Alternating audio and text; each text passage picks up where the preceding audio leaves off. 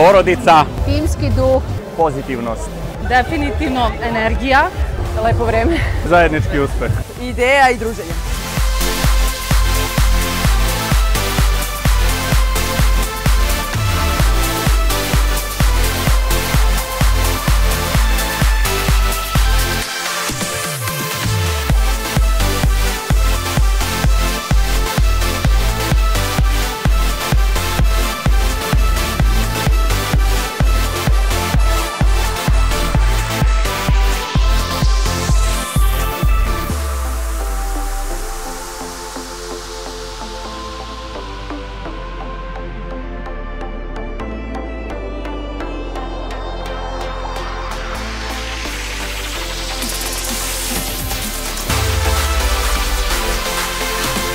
Noća sam krenuo u 12 sati da bi došao u 7 sati ujutro i nisam ni oka sklopio da bi mogao sudjelovati na ovom. Druženje, dobra energija, novi prijatelji.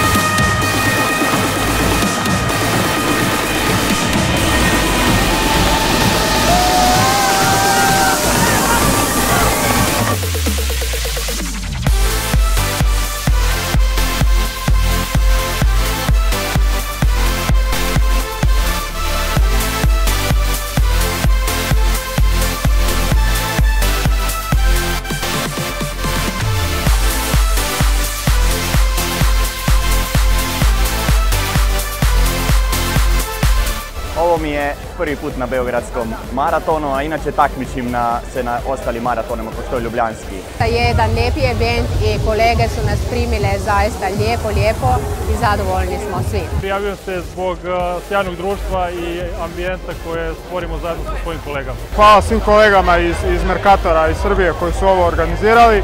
Poznao sam puno ljudi, u gradu je dobra atmosfera, tako da veselim se, doći ću opet.